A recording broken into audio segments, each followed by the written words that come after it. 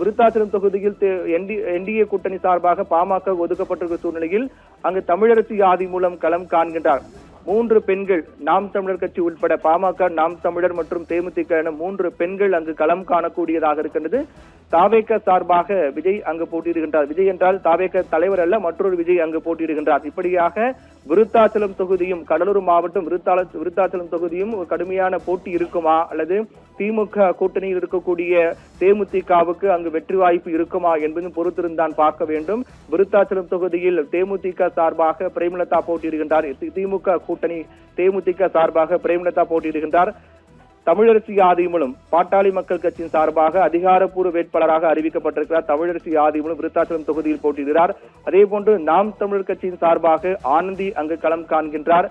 தமிழக வெற்றி கழகத்தின் சார்பாக விஜய் அங்கு போட்டியிடுகிறார். இப்படியாக 3 பெண்கள் மற்றும் தாவைக்க சார்பாக ஒரு ஆண் வேட்பாளர் என முக்கியத்துவம் வாய்ந்த ஒரு தொகுதியாக தான் விருத்தாச்சலம் தொகுதியும் மாறி இருக்கின்றது.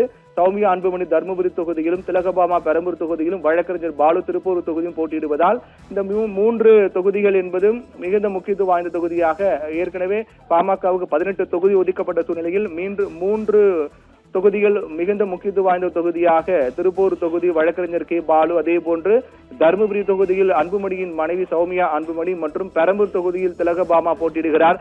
சௌமியா அன்புமணி தர்மபுரி தொகுதியிலும், திலகபாமா பெரம்பூர் தொகுதியிலும், வழக்கறிஞர் பாலு திருப்பூர் தொகுதியும் போட்டியிடுவதால் இந்த 3 தொகுதிகள் என்பதும் மிகுந்த முக்கியத்துவம் வாய்ந்த தொகுதியாக ஏற்கனவே பாமகவுக்கு 18 தொகுதி ஒதுக்கப்பட்ட சூழ்நிலையில் 3 தொகுதிகள் மிகுந்த முக்கியத்துவம் வாய்ந்த தொகுதியாக திருப்பூர் தொகுதி வழக்கறிஞர் கே பாலு, அதே போன்று தர்மபுரி தொகுதியில் அன்புமணியின் மனைவி சௌமியா அன்புமணி மற்றும் பெரம்பூர் தொகுதியில் திலகபாமா போட்டியிடுகிறார். அதனால் இந்த 3 தொகுதியும் மிகுந்த முக்கியத்துவம் வாய்ந்த தொகுதியாக பார்க்கப்படுகிறது. அதே போன்று நாகை மாவட்டம் கீழ்வேலூர் தொகுதியில் பாமக பொதுச் செயலாளர் வடிவேல் ராவணன் போட்டியிடுகின்றார்.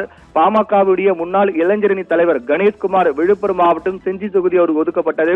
சென்னை அம்பத்தூரில் பாமக வேட்பாளராக KN சேகர் போட்டியிடுகின்றார். இப்படியாக 3 தொகுதிகள், அதாவது நாகை மாவட்டம் கீழ்வேலூர் தொகுதி, அதே போன்று விழுப்புரம் மாவட்டம் செஞ்சி தொகுதி மற்றும் சென்னை அம்பத்தூர் தொகுதி ஆகிய 3 தொகுதிகளுக்கான வேட்பாளர்கள் ஏற்கனவே முதற்கட்டமாக வெளியாகிற நிலையில் 2ஆம் கட்டமாக மீதம் இருக்கக்கூடிய 15 தொகுதிகளுக்கான வேட்பாளர்கள் வெளியிடப்பட்டிருக்கிறது. அந்த 15 தொகுதிகள் வேட்பாளர் தான் பார்த்துக் கொண்டிருக்கும். காட்டுமன்னார் கோயில் தனி தொகுதியாக இருக்கின்றது. காட்டுமன்னார் கோயில் பொறுத்தவரையில் அன்பு சோழன் அங்கு போட்டியிடுகின்றார்.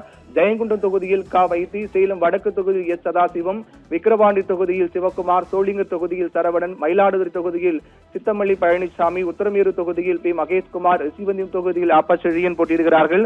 அதே போன்று திருப்பூர் தொகுதியில் வழக்கறிஞர் கே பாலு மற்றும் ஜெயங்குண்டம் தொகுதியில் வைத்தி, சேலம் வடக்கு தொகுதியில் சதாசிவம், விக்கிரவாண்டி தொகுதியில் சிவகுமார், சோளிங்கர் தொகுதியில் சரவணன், மயிலாடுதுறை தொகுதியில் சித்தமல்லி பழனிசாமி, உத்தரமேரு தொகுதியில் மகேஷ்குமார், ரிஷிவந்தியம் தொகுதியில் ஆப்பா செழியன், காட்டுமன்னார் கோயில் தனி தொகுதியாக இருக்கிறது. அங்கு அன்பு சோழன் போட்டியிடுகிறார்கள்.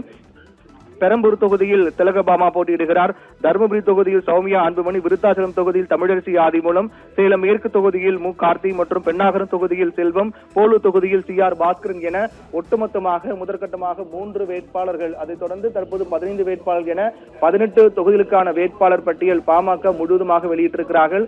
பல்வேறு கட்சிகள் தேர்தலில் போட்டியிடக்கூடிய பல்வேறு கட்சிகள் வேட்பாளர்களை முழுவதுமாக அறிவித்து வந்த சூழ்நிலையில் பாமக தரப்பில் ஏற்கனவே 3 தொகுதிக்கான வேட்பாளர் பட்டியல் மட்டும் வெளியானது. அதைத் தொடர்ந்து மீதம் இருக்கக்கூடிய 15 தொகுதிக்கான வேட்பாளர் பட்டியல், இந்த 15 தொகுதிக்கான வேட்பாளர் பட்டியலும் பொறுத்தவரையில் பெரம்பூர் மற்றும் தர்மபுரி, அதே போன்று விருத்தாச்சலம், காட்டுமன்னார் கோயில் தனி தொகுதி, திருப்பூர் தொகுதி உள்ளிட்ட 3-4 தொகுதிகள் மிகுந்த முக்கியத்துவம் வாய்ந்த தொகுதியாக பார்க்கப்படுகிறது. காட்டுமன்னார் கோயில் தனி தொகுதியாக இருக்கிறது. கிட்டத்தட்ட 11 ஆண்டுகளுக்கு பிறகு அங்கு விசிக தலைவர் திருமாவளவன் மீண்டும் போட்டியிட்டார். 2016ஆம் ஆண்டு போட்டியிட்டார். அதைத் தொடர்ந்து மீண்டும் அவர் அங்கு மாநில அரசியலுக்கு வந்திருக்கிறார்.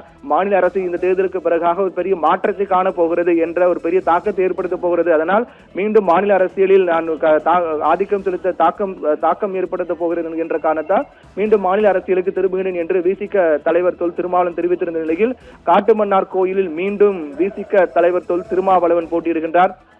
அதைத் தொடர்ந்து பாமக வேட்பாளர் திருமாவளவனை எதிர்த்து பாமக சார்பாக அன்பு சோழன் அங்கு களம் காண்கின்றார்.